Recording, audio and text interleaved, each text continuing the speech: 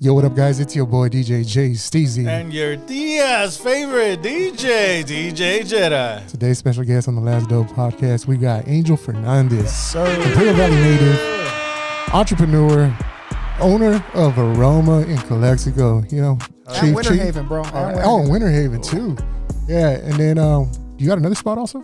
Are you working on another spot? So we got 2 Aromas, okay. And then we got a 3rd dispensary. This one's in Encinitas. It's called Siesta. Okay. So just like taking a siesta. All right. It's right next to the beach, right next to Swami's, next to that little Self-Realization Fellowship. Pretty dope little spot, man. They all kind of have like the whole Mexican vibe, just kind of keeping it real to our roots, you know? Nice. Yeah. Let's start at the beginning. How did you develop an interest in the trade, or like was it something that maybe during COVID that you wanted to get into something? So, nah, bro. So this shit started, man. It started young, bro. So I grew up, you know, going to school, playing sports, trying to stay out of trouble, right? And the sport I was really involved with was basketball. My mom said, like, yo, play sports so that you get tired and you don't start trouble with people, right? Because I'm kind of inclined to do that kind of shit. So, you know, I would play sports, I would go to school, but then I would go home, bro, and I couldn't fucking sleep. Like, I would be up till like 3, 4, 5 in the morning. I had a thing, bro, where I couldn't fall asleep until the sun came out.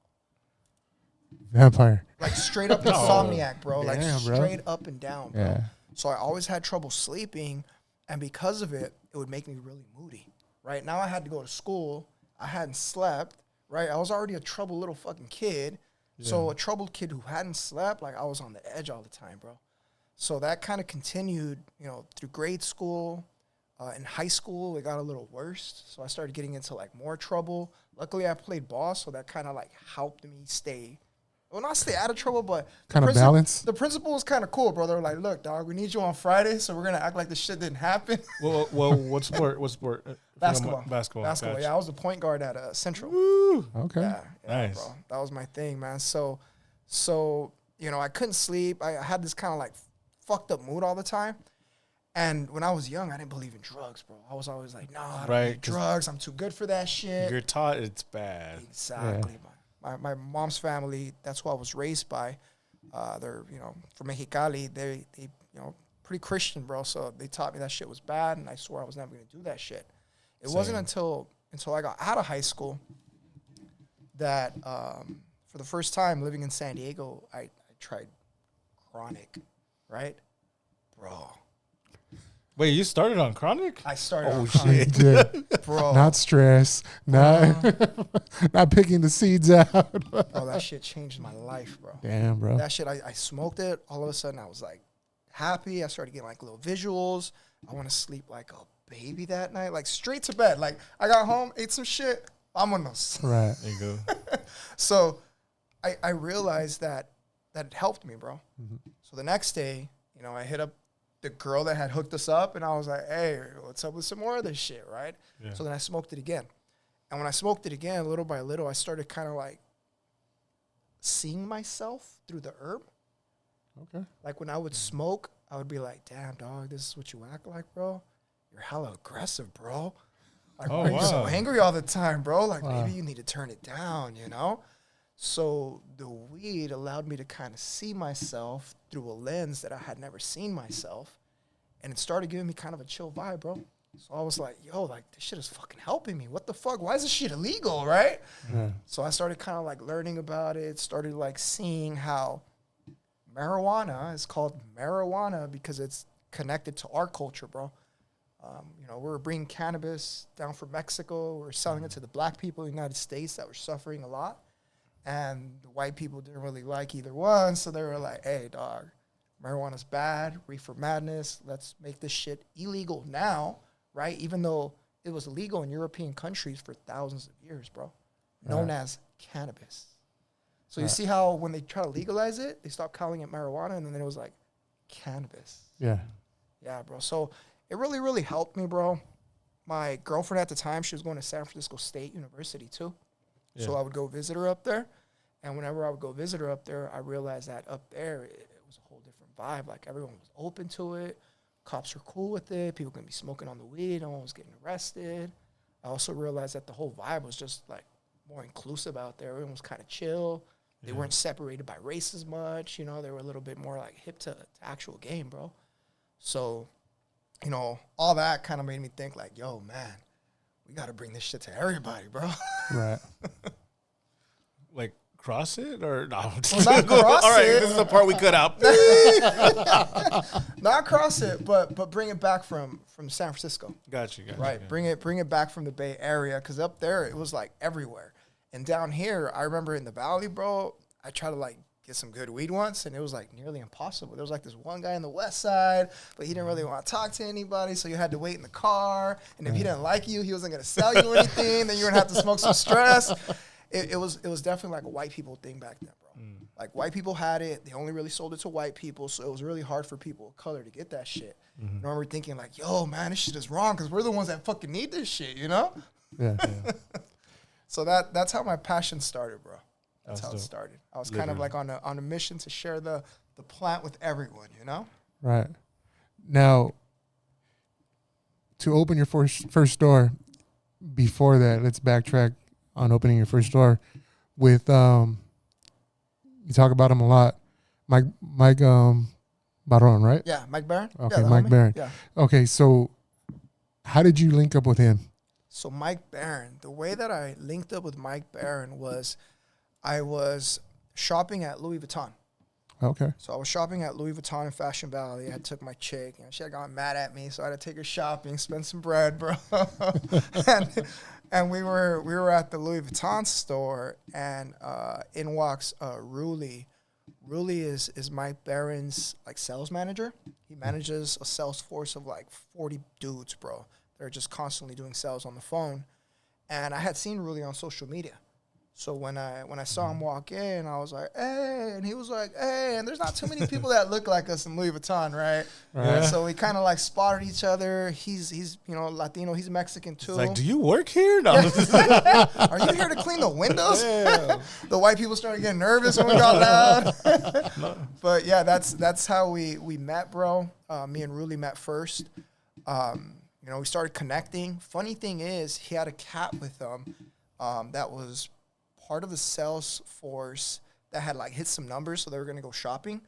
And the kid was from the Valley too. Okay. The kid was from the Valley. He was from Calipat.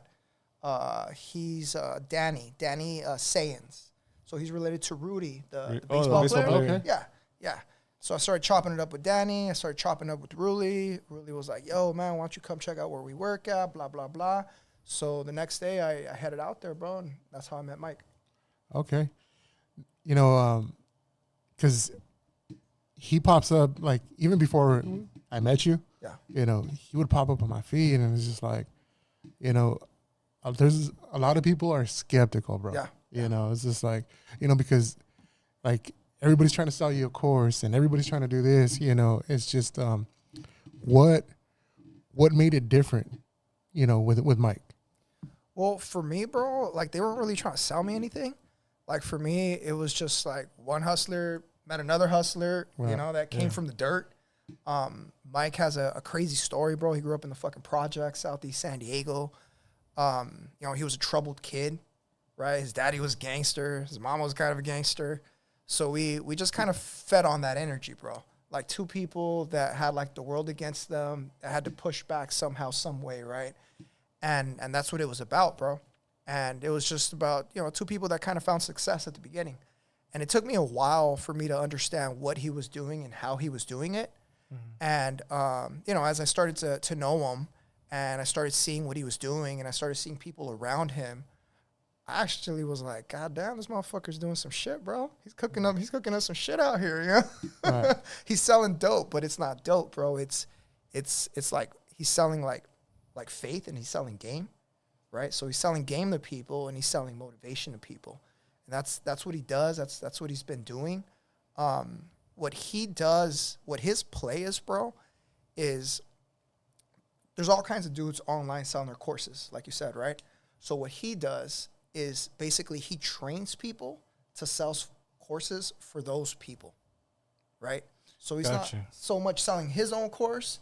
He's like, you know, let's say you're an online dude and you're selling a course, you know, teaching people how to fucking trade stock or whatever.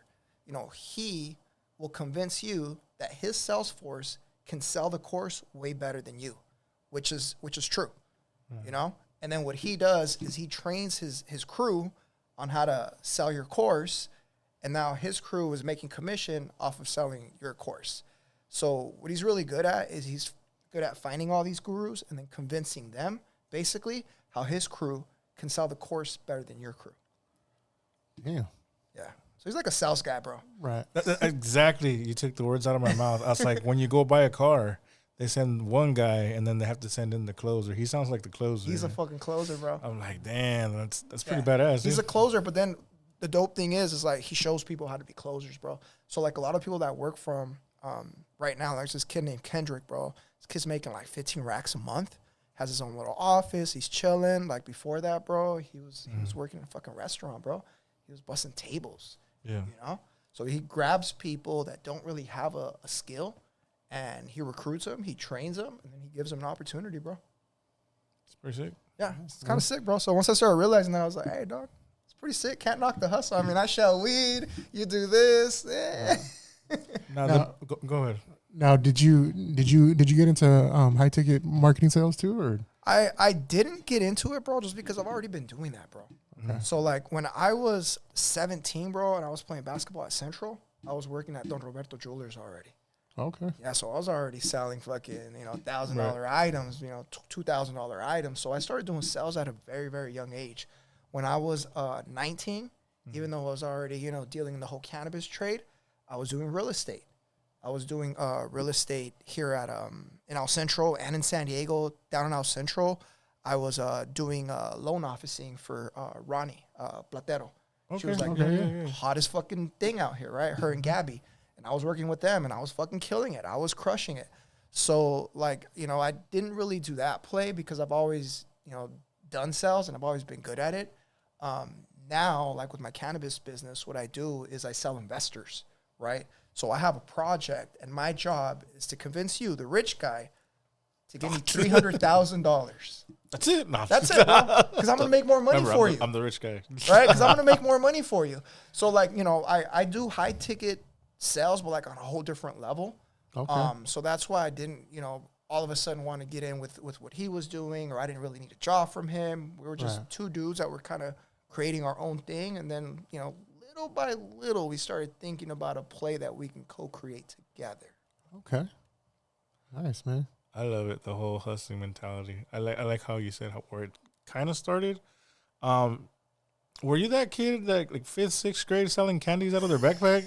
Yeah. All right. Bringing that shit from Mexicali, bro. Financing for people and shit. Like, bro, don't worry if you don't have money. You can pay me on Monday. Yeah. My thing was bringing the Mickey Mouse Love Pops from Mex because they didn't sell them here. And I would get like 10 for $1, and I would sell each one for like $1 here. 100%, bro. 100%. You already know that's a play out here for us, right? Like going across the board. You start with candies when you're little, and then...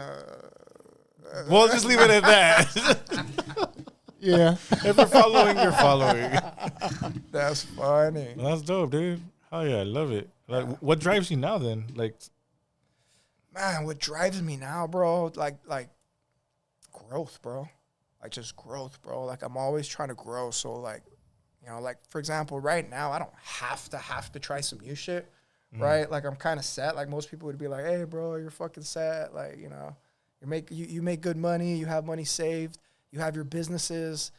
Yeah, bro, but the thing with business is like, if you're not constantly growing, like you're slowly dying, bro. Because there's always going to be a new competitor. There's always going to be a new industry, So for me, it's like growth. The growth is to provide opportunities for myself and for those around me. Right. Like even though I've kind of made it, bro, I don't feel like everyone around me has had a great opportunity to also make it, bro. I see people around me that are still kind of struggling, homies that I grew up with or family members that I have. And, like, I want the ball to get bigger so more people can feed off of it, bro. Yeah, man, and I see your stories, bro. You're always trying to put people on game, and it's just like it's that hustler mentality that you have, man, and it's true, man. It's just like you always got to try to find a way that make that, even if it's $10, $100, 100%. It's like, you got to keep pushing, man. And like I said, the world's evolving all the time. Yes. You know, everything's changing. You know, like we were talking about off camera right before we started. You know, you had mentioned AI. Yes. And you're starting to invest in AI, right? Bro, on the way over here, I was talking to Grok for like 15 minutes, bro. You know, Grok, that's Grok? Elon Musk's AI. I was talking to her for like 15 minutes on the way over here, bro. Just shooting the shit, asking her questions. She was answering. That's fucking crazy, dude. Just have a conversation with AI. Wow. Yeah, just having you'd trip out, bro. You'd be like, damn, this is better than having conversation with the homie, bro. Oh, yeah.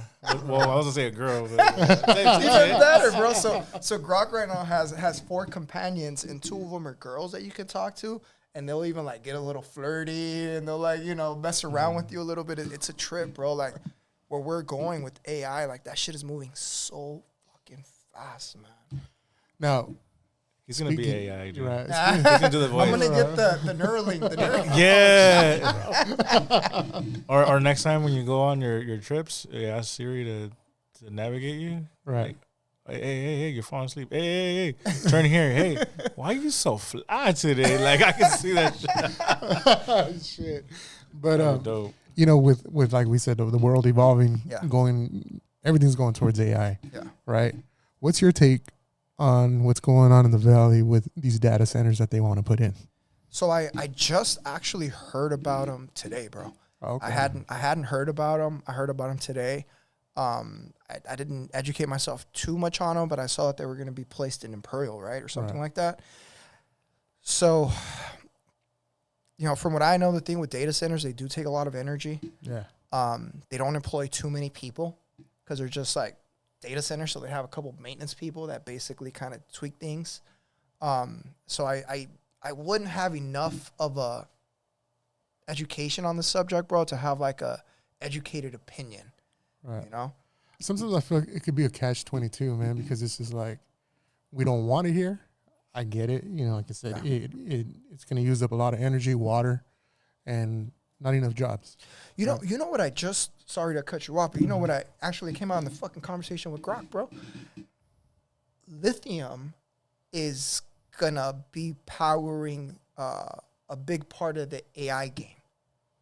Oh, wow. Yeah. So maybe the data centers maybe can be powered with the lithium. Yeah. Just an idea. You know, like I said, I'm not too versed with the data center, but I am pretty well versed with the whole Lithium Valley project they wanted to do. And I am pretty well versed with the lithium game and just like the energy game out here in the valley, right? Like the geothermals and you got the solar farms. And what I do know is that they give a lot of opportunity to a lot of people, man, that otherwise would be getting into some trouble, dog. Right. Yeah. You know, like back like I was saying, though, it feels like it's catch-22 because at the same time, it's just like, you know, everybody pulls out their phone, talks to Gemini, talks to ChatGPT. You know, everybody's using AI in some way or another. You know, so it's like, we need it, but we don't want it here. It's like, you know, so it's like, it's kind of like, 6'7"? what side? Yeah, 6'7". Yeah, it's 6'7". You know, it's like, what side do you go on? You know, but at the same time, it's just like I get the people that do live in Imperial. Yeah. I understand their situation, and you know, but at the same time, it's like we are evolving. But they're saying it needs to be in a cool area. We're a hot ass place too. Yeah. You know, so it's just like so think about how much air conditioning they're exactly. gonna need. They're gonna need a lot of energy for sure, bro. Yeah. 100%, man. So hopefully they figure out how to energize some of these data centers. And I think they have. I saw a video where in Texas, there's this company. It's called the American Bitcoin Company. And they are, I want to say they're on a wind farm or like on a solar farm. And they're using that energy to power the Bitcoin miners. Oh, wow. So like I know a lot of like sustainable projects are kind of like the new thing where like they're sourcing the energy from some sort of like green way, right? In order to keep it kind of like helpful, so it's not like just fucking killing all the energy that an area has. It sucks, bro, with the IID because it's like here in the valley, we have kind of like cheap energy compared to a lot of places, especially in California. Like you go to San Diego, energy's fucking crazy, right? But we need it. Right? Because air conditioning. Like we need that shit 7-8 months of fucking a year, bro, Yeah. to survive. Yeah. Not even as a luxury to survive. You're Yeah, right. and it's not like we have a million different ways to make money out here. Like the economy's kind of pressed out here. So like if our rates go up, then we have to either turn the AC down a little bit to let it get hotter in the house, or we have to find new ways to make money. And here in the valley, you know, they're not everywhere, bro. No, man. They're definitely not. How do you guys feel about that stuff, the data? Me personally, it's just like, you know, like I said, I feel like it's a catch-22 because at the same time, it's like, you know, we're using all the tools of AI, right? And it's just like, okay, well, they do need centers. And then I saw a comment and they're like, well, if Elon Musk could shoot rockets up into space, you know, why can't we shoot up, you know, a rocket or a data center and have it in space? And I was just like, well, that's actually what they're talking about. That's what they want to do. They want the big data centers to be in space eventually and to basically be connected to the satellites so that basically they're just like beaming the energy back and forth, bro. I just actually read about that yesterday. Yeah, so that's what they want to do eventually, but the technology is not quite there right now. So right now, you know, there's a big lack of like actual computer infrastructure for these big AI centers and computer networks to operate. It's like they're competing for the little centers there is. So everyone's kind of building out new ones right now. I know that OpenAI is building out a new one. Elon's building out his big one, his XAI. So like, you know, they're popping up everywhere right now, bro, for sure, man. And I'm the kind of person that's like, I don't try to judge things before they pop up. I'm more of like, hey, let's try it. You know, let's see what happens. And then, you know, if it doesn't work, then, you know, the supervisors in the county or the city of Imperial or the people themselves can organize themselves and be like, yo, this is hurting us in this way or this way. Let's push them out. right. But we can't just be like closed-minded about changes all the time. Because with cannabis, it was like that too, bro. Oh, yeah. You know, I had a lot of people that were like, no, you're going to be selling drugs to the kids. It's like, yo, chill. They ain't even like that. This is your brain. This is your brain on drugs. Right. Yeah, but Look at her. She smoked and she's all flat. but you can see all the prescriptions doctors and all these other people give out, like opioids. And I mean, really? Weed? Like, Yeah. plant, bro. Like, it's from the earth. Yeah, man. You got people. I've always looked at it that way. Like, it's just. People getting strung out on pills, bro. You know, It's just bad, dude. Yeah. It's bad. Yeah, no, opioids are heavy, bro. Super heavy, man.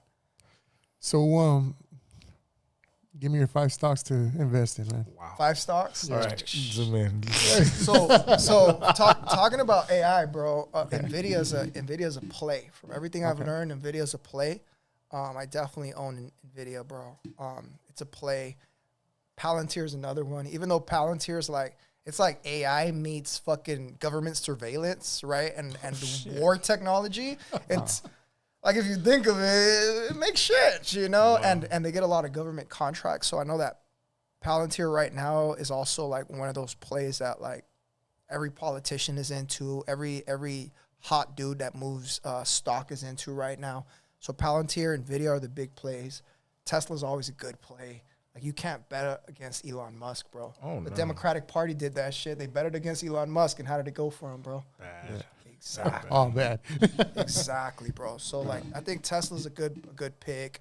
Nvidia's a good pick. You always want to keep something kind of like a little bit more basic. There's a GameStop. No. So there's a Vanguard growth stock. I want to say the ticker's VGS. It's a good play, bro. Like, you look at their charts and they're like 10% every year consistently for the last fucking 8 years or whatever. So, you know, like, that's kind of like something steady where there's growth. Vanguard itself is invested in growth stocks, so they're always like that ETF is always investing in like stocks that are like future facing stocks. So that's another one. 5. All right, let me pull out my Robin Hood real quick, bro. Let's go straight to it, bro. It's exciting. So 5, bro.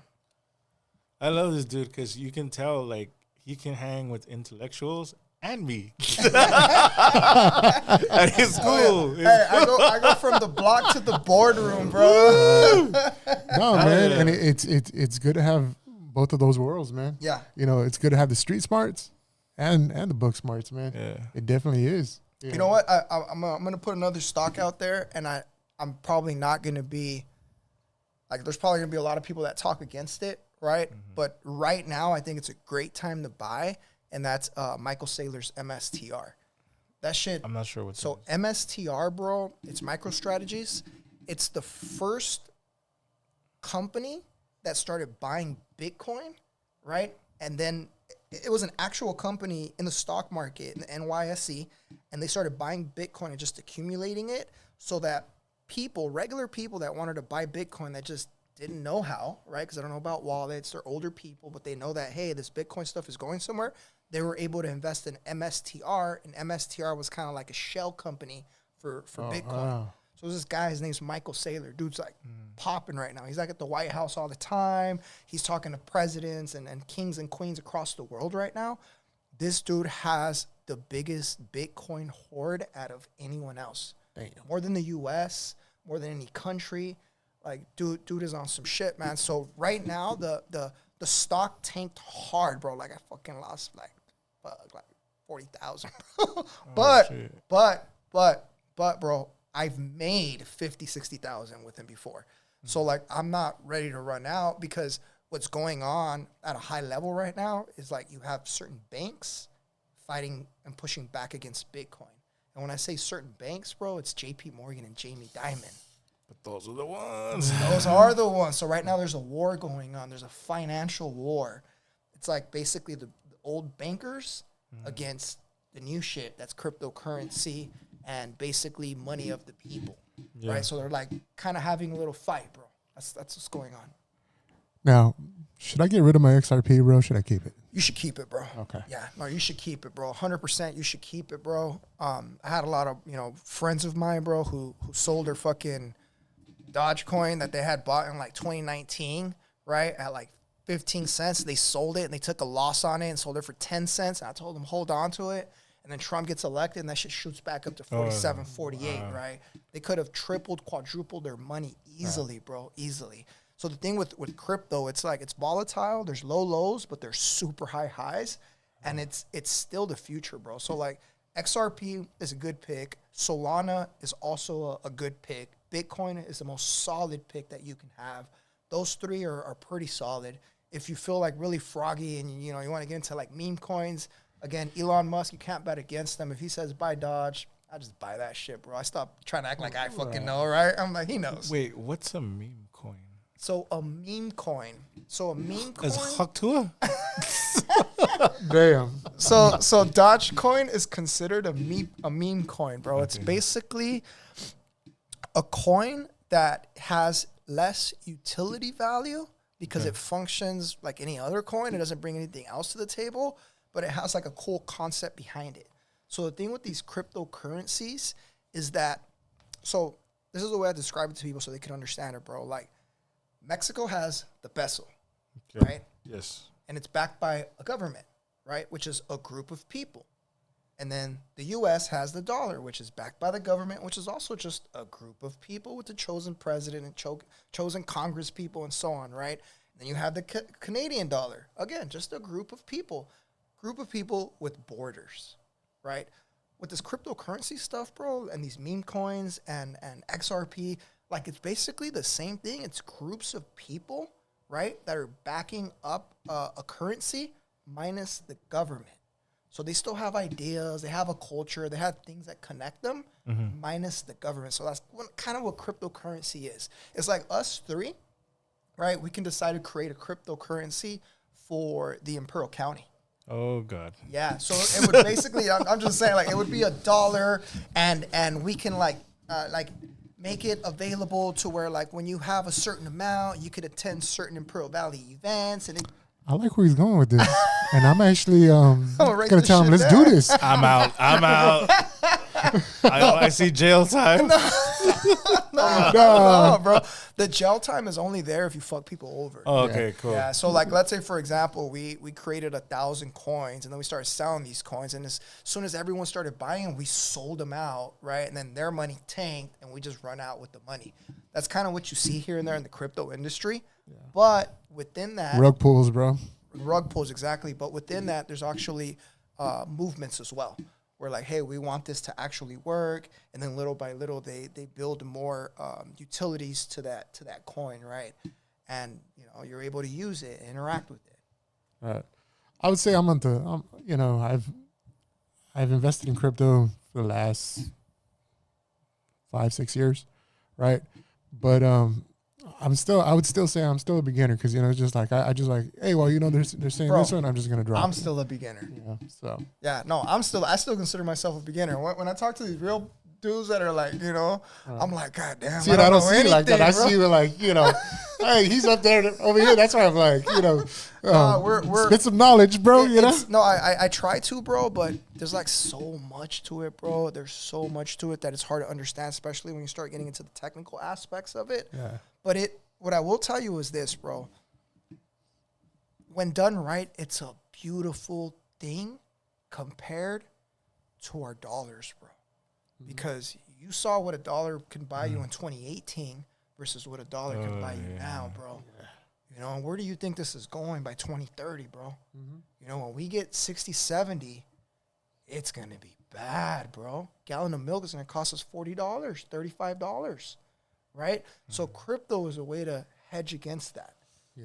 It's a way to hedge against that, bro. If you would have bought, did you see the story I posted? I did see your story. Right? If you would have dropped $20. And what was it? 2000? In 2009. 9? Which one? It would have been like how much right now? Bitcoin. Right. $20. See, it was $20? No, it was less. It was less. Oh, bro, $20 in 2009 would have been how much? How much was the? I think he said $20 billion. $20 billion right now, bro. See, and the thing is, I'm kicking myself in the ass because when I was working at Toyota in LA, right, my coworker was like, "Hey, bro, there's this new thing. It's Bitcoin," and I'm looking at him like, "What the fuck are you talking about, bro?" He's trying to hustle me. Because it's just, and he goes, "No, man, all you need to do is just drop $100, bro. You're gonna go buy beer. You're gonna go buy this. It's just $100." And now, I'm like, fuck. Bitch. Yeah, I was like, fuck, I'd be a billionaire.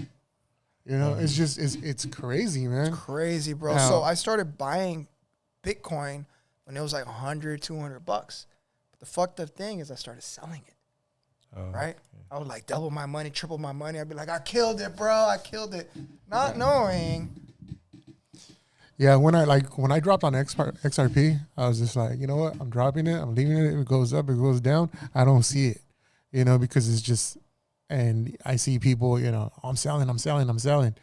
And my wife looks at me, she says, "Are you going to sell?" And I'm like, no. I'm just, but. I'm just going to hold on to it. Yeah, and it's long-term for you. And then, how long-term is it for you? Like, forever? I would say next 15 to 20 years. That's a good way to look at it, bro. That's a great way to look at it. Yeah. So, because it's just like, there's a lot of retirement plan. So when you turn 70, you can buy that milk, bro. Right. but it's true, man. I'm gonna tell you straight out, man. I've been unemployed for a year already. Yeah. I can't find a job here. Yeah. Right. I was a manager at the Kia dealership in Imperial, right? Making good money, right? And it's just like, and from going to that to zero, hustle here and there. And then, thank God to, our DJ gigs that we have. It's just, it's keeping me afloat. But it's just like, we know, like, we're ready for that next level, man. We're ready to take our business to that next level, right? And it's just, sometimes I feel like we have 1 foot in, 1 foot out, 1 foot in. It's just like, because at the end of the day, a lot of people are afraid of risk. Yeah, no, for sure, especially with the way the economy is. And I will tell you, bro, that's how I felt for a long time, bro. Like, that's no cap. That's how I felt for a long time, bro. Like, is this shit going to pay off? Is this shit going to pay off? maybe everyone else was right. Maybe everyone, that shit, I should have got a regular job. Like, maybe I should have stayed at that. Like, bro, like, just keep plugging away, bro. Keep plugging away, bro. Because the next blessing, like, you don't even know when it is, bro. And it's going to be there as long as you keep plugging away. It's like selling the fucking Bitcoin, bro. It's the same thing, like, you sell yourself short. You sell yourself short sometimes, and the blessing's like next year, right? And then you're like, no, well, I'm just going to go do this shit, and you quit, and then you don't get there. I saw so many people, bro, going in the direction that I was going with this cannabis stuff that for one reason or another just, like, gave up too soon, bro. And now, I'm reaping benefits, but it literally is, bro, because I just kept at it, bro. I stayed focused. I kept at it. I stayed focused. I kept at it. Like, that's what it is, bro. If you're not willing to give, like, 5 years, 7 years into something, like, full-heartedly, bro, then you don't really want success, bro. What are your factors for staff? Like, how do you pick who you want to work for, like, for an interview, or do you have to give them time, or what do you look for in an employee? So right now, bro, the way that I saw, I've tried different ways, right? And right now what I've seen is working is kind of like I grab my leaders in the company that operate the company, and then I let them pick. Because me, as an owner, I'm not as attached to the everyday grind and to the culture of the actual everyday hustle. Yeah. So sometimes I feel like I might get in the way. And what I will tell you is I'm humbled, bro, by trying to choose people, because it's like I could try to think that I know this and that, and I can ask all these questions, but at the end of the day, bro, like, some people are fucking great, and some people that you think are great fucking suck, bro. So I've kind of realized that shit, and I'm kind of like, you know what? I'm going to step back. I'm going to let the people who are on the block, the people who are on the grind, pick someone that they think will fit within the team. So that's kind of how I do my hiring right now, is I kind of like step back and I let the managers take charge of that shit, bro. And you're going to go farther that way. Trust me. Yeah, I love your answer. Yeah. I love it. I stopped trying to think I knew, bro. Because I didn't, and I'm trying to put the team together, and I'm not there. And then they're like, why the fuck did you pick this guy? Like, that was dumb of me, bro. Like, I stopped micromanaging, and I just kind of let them do their thing, bro. That's why I hired them. That's why they're in the position they're in, Nice, man. What other ventures you got going on? Nah, so right now I got a couple new plays going on, bro. Actually, me and Mike are putting together a new sales academy, right? Okay. We're putting together a new sales academy, and right now, actually tomorrow, I'm going to be on the Sean Kelly podcast, and we're going to be talking about it briefly. Right now, I'm going to take on 10 new people that I can train and that I can place. Because Mike, he has a strong sales force, but he's not implementing a lot of DM strategies. Like, he has more DMs than he knows what to do with, bro. And a lot of the people he works with, they have more DMs than they know what to do with. So what I want to do is I want to train people on how to handle these DMs and incorporate AI in the process, so that basically we can scrape the fucking side, right, and make some money out of that, bro. Because otherwise they're just kind of leaving it there. They're not taking advantage of it. Right. So we got a new play going on with that DM Sales Academy. If anyone's interested, slide into my DMs. My Instagram handle @DigitalMoneyAngel. Slide into my DMs. Send me the word DM. Send me the word DM just to let me know you're interested, and I can kind of maybe guide you in the right direction and see if you're a good fit. Make some money with me. Nice, man. Yeah. Cool. So that's one play, bro. It's another play I got going on. This one's pretty cool. What you got? All right. So this one's called Nosce, Nosce, which in Latin means knowledge, but in Spanish means... I don't know. No sé. It's a AI that this gentleman named Dusty that I met built. I met him through a really good friend of mine. He's from Orange County. Super smart dude, bro. And he's basically building an app kind of like Robinhood. Okay. But it has this extra feature where AI will actually trade cryptocurrency for you. Damn. Yeah. Yeah. And you heard it right. Yeah. Bro, last month, I saw a 50% return on my investment. Oh, wow. 50%, bro. And just to give you a heads up, like the dudes that walk around Wall Street with the hedge funds, right? The ones that fucking have, I'll have $10 billion in management, blah, blah, blah. Those motherfuckers, if they're great, they make 50% a year. If they're great, they make 50% a year. But this AI made 50% in one fucking month, bro.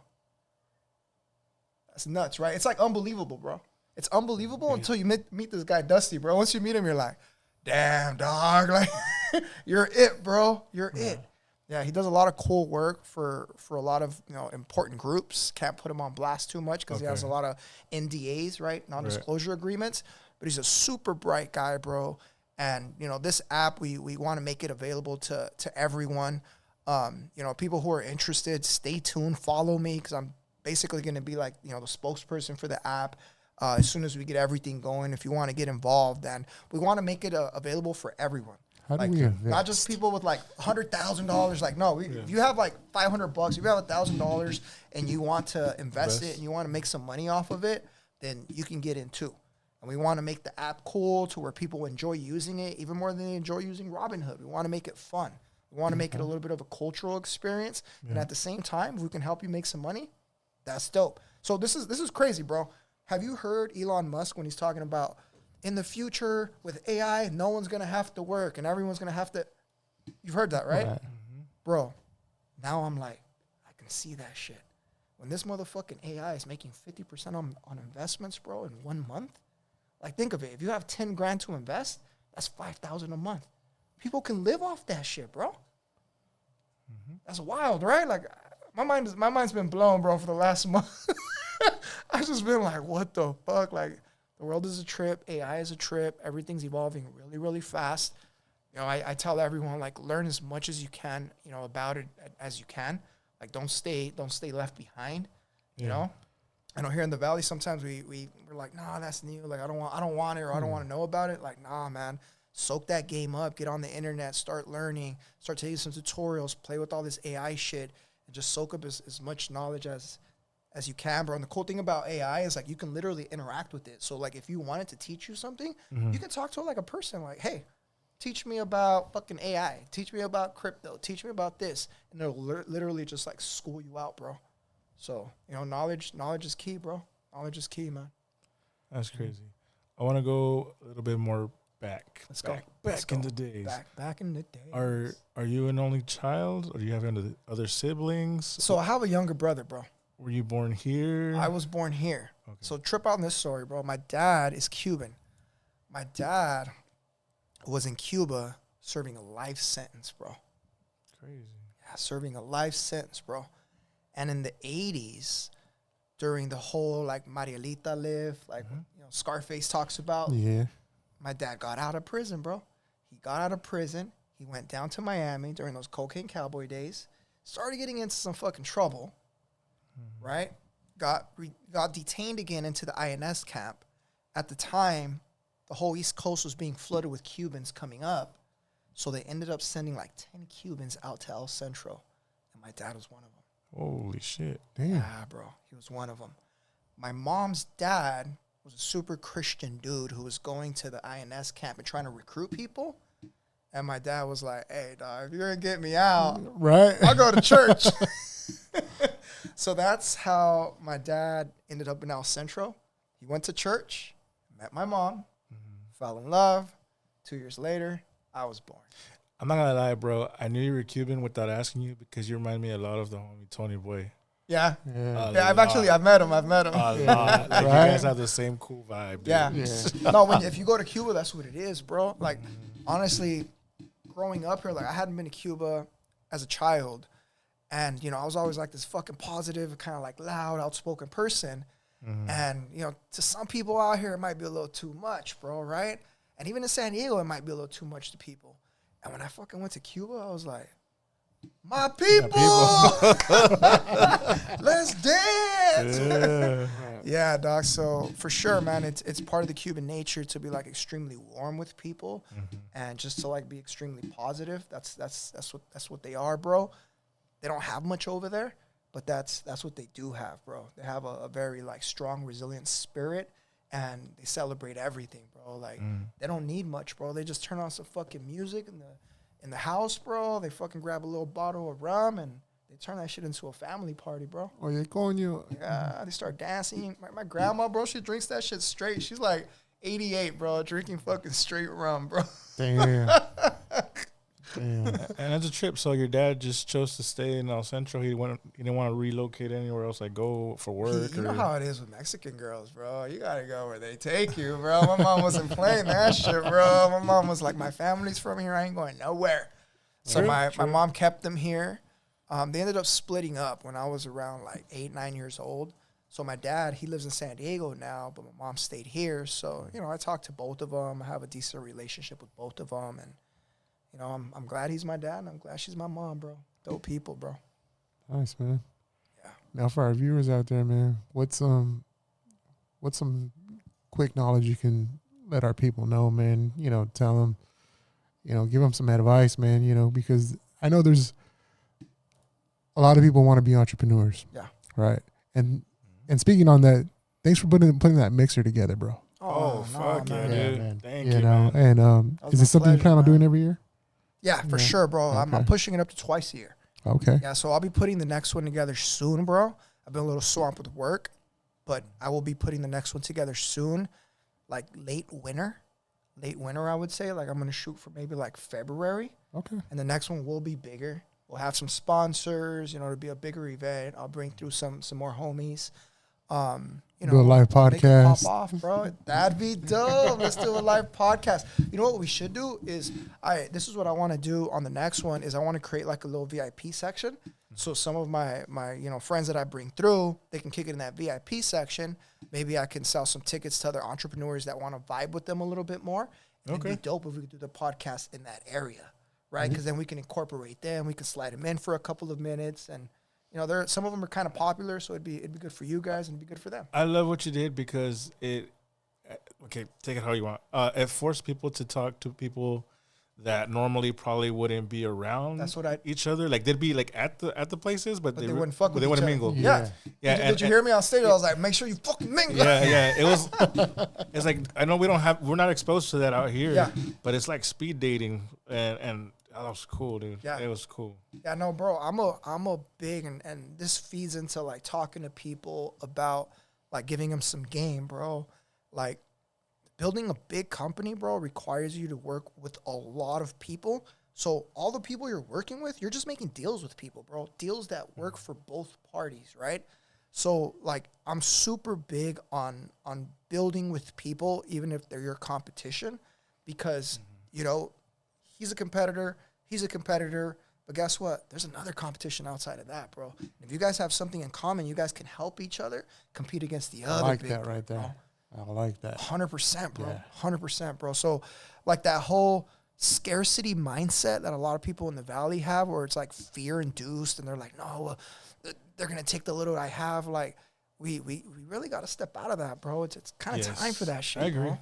I agree. Time for that shit. We 100%, kind of man. got to build with each other, man. You know, because you know that working with each other, bro, is always gonna get us further than working against each other, bro. Always, bro. Definitely, man. Definitely. So, like, back to what I was saying, man, let our people know, man, you know, give them like some motivation, man, you know, because it's you know, it's just like you're living proof, bro. Yeah. You're Thank you, definitely brother. living proof, man. And it's good to see you and your success, bro. Thank you, brother. 100%, man. You Thank know, you, so like I said, we've always been, it's just like we always want to see people win, man. Yeah. And that's what it's about. Yeah. You know, like I said, it's just we're not in competition with nobody but ourselves. 100%, bro. And that's the biggest thing, right? Like you're in competition with nobody but yourself. So stop like staring at that other person. Stop worrying about what they're doing and just focus on what you're doing day in, day out. And just like, you know, don't go downward. Like don't pick up that bottle and start drinking more, right? Start drinking less. Start smoking less. You know, start doing the things that are good for you a little bit more, just day after day. And it's not going to change like in one day, bro. And there's going to be fucking times where like your family member dies and it's all fucked up and you maybe can't work as good or work out, or maybe you drink a little bit more. But as soon as you get past that, you got to go right back to the fucking horse, bro. Because the change, it's not like continuous where it's like constant. It's like constant. And then all of a sudden some shit happens, and then it's like, and then you gotta keep up kind of where you left off. And the whole thing is just kind of like hacking away, bro.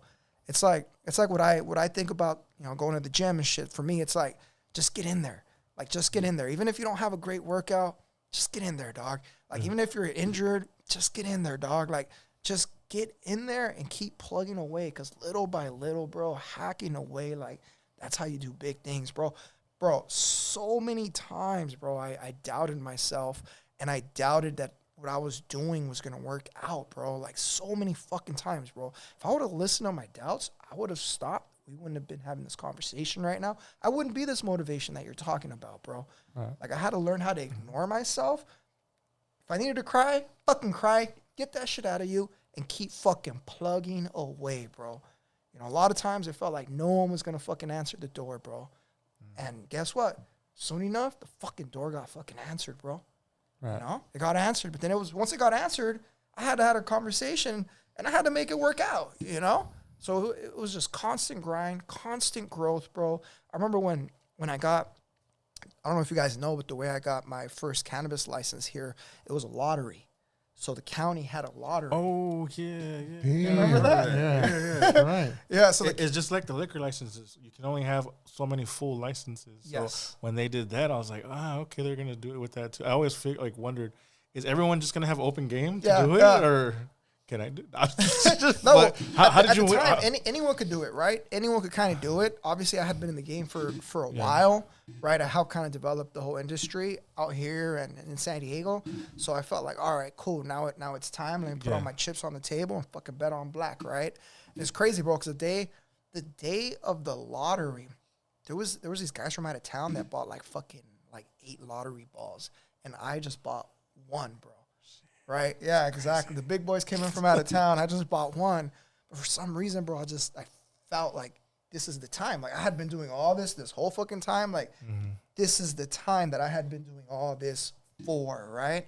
So it's funny because I go to the county, the supervisor's chambers, and they start they do a lottery to see which ball that you're going to get, right? And they do a lottery to see which ball you're going to get. And then I get number 22. Well, I was born on August 22nd, right? So right away I look at it, and I was like, it's a wrap. Like, I already knew it before. Once I looked at the ball, I was like, it's a fucking wrap, bro. It's a wrap, right? I'm going to get this shit, right? So, of course, they fucking do that shit, and they're like, 22. And I'm like, yup, I fucking knew it, right?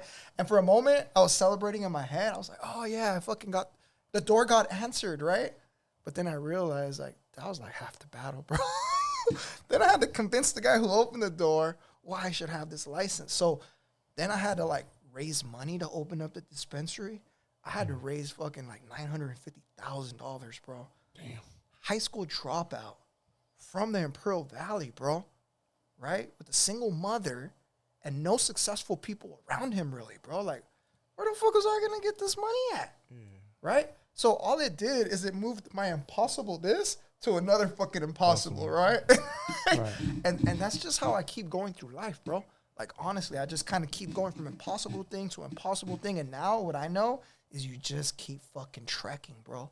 You just keep fucking trekking, So this whole thing I'm doing with the AI, when I talk to people about it, it sounds crazy. Just like I sounded back in 2015. Like, this fool's fucking crazy. He does not know what he's talking about. That's impossible, right? Same kind of shit, bro. Like, you just keep trekking. Because when I had to find that 950, it felt fucking impossible, bro. It felt so impossible. There was nights where I fucking, by myself, fucking doubted everything, cried, didn't let my girl see that shit, bro. I was like, I got this far to get the ball and then not to fucking see this thing through. Yeah. I just had to keep fucking plugging away day after day after day after day until, boom, another door. Right. You want a motivation? Fuck yeah. There you fucking There go, you go, bro. man. There you go. There you Angel. go, man. Keep trekking, keep going. Don't give up. Don't give up, man. Don't give up on yourself. Don't give up on your future self, right? Don't give up on your future self, bro. Don't give up on your kids. Don't give up on your grandkids, don't give up on the future version of you, man. Love it, man. Generational wealth, bro. You know what I'm saying? Yeah. Oh yeah, bro. Definitely, man. But it's not gonna come easy. No? Bro. It's not gonna come easy, bro. How's your courses in Spanish? What do you mean? Do you have anything available, or do you have a person available? We want to test your Spanish right now. Oh, go ahead, bro. Here we go. Vamos a hablar en español. But let's do it fun. Dígame. Yo Sabo. Yeah. Damn. Let's go, bro. My sabo's terrible, man. Like, So my grandpa, my mom's dad had a rule, bro. If you spoke English, he kicked you out of his house. oh, wow. He was hardcore, bro. He saw it as disrespect, Damn. bro. And he was a gangster, so fuck, bro. I would have been kicked out. Yeah, you would have been First day. kicked out, bro. He was hardcore. We're going to give you 5 cards, bro. All right? All right. All right. See if you're a Yo Sabo or No Sabo, bro. How do you say tablecloth in Spanish? Tablecloth? Mantel. Damn. All right. Let's go. Bro, I just learned pantorrilla, bro. Do you know what that is? What? What? Did you say what? What the fuck did it just do? Pantorrilla. I was like, panaderia? Oh, yeah, I know that shit, Oh, bro. yeah, for sure. Bro. I can't even say Pantorrilla. Pantorrilla. Calf muscle, bro. What? Oh, shit. What the? Wow. Exactly, Yeah. bro. I was like, what? I learned that shit the other day from some of my employees. I was like, what the fuck? Well, yeah. How is that thing that, bro? All right, -1 + 1. There we go. How do you say bandeja in English? Bandeja? Damn, that's the literal translation. I mean, I know what it is. Yeah. Let me think about the literal translation. I'm having trouble, but I have an idea. I mean, I know what it is. It's like a fucking rap, dog. No. No, huh? No? No. Then I don't know what it is. It's a tray. Got me. Say the word again. Bandeja. Hey, No, but I had not pantorrilla, pendeja. so now I'm like even, dog. Because it also sounds like pan, right? like bedpan. Oh, yeah, you know what? Yeah. Maybe it could be Could be possible. because you're saying It's bandeja is like a a tray. It's the same Yeah. thing. Yeah. Okay. Yeah. I was Yeah. unaware of bandeja. How do you say roof in Spanish? Is it a trick question or what? No, bro. I mean, This is the card. Roof? Yeah. Roof. I mean, I was taught as techo. Yeah. Okay, cool. Yeah. But I thought it was a trick, bro. So did I. I was like, wait a minute. The proper Spanish? ¿Cómo se dice cinturón en inglés? Belts, bro. I remember that shit, bro. Come here. Whoopsh. How do you say keyboard in Spanish? Teclado. Damn! Oh, yeah, sí sabe, sí sabe. ¿Mexicano or no? Yeah. Angel Fernandez is a Yo Sabo, bro. That's Yeah. what's up, man. No Yeah. sabo. Yeah. But once again, man, drop your socials again, bro. You know, that way people can reach out to you. Digital Money Angel. That's me on Instagram. You get super friendly that you can follow me on I am Angel Fernandez. But, you know, it's the buffer zone, Digital Money Angel. That's where you get money with me. So if you want to tap in, see what I'm doing, get a chance to get some money together, go ahead and give me a follow, man. I'll follow you back. That's what's up. Angel, man, thank you for coming on, bro. We appreciate it. Man.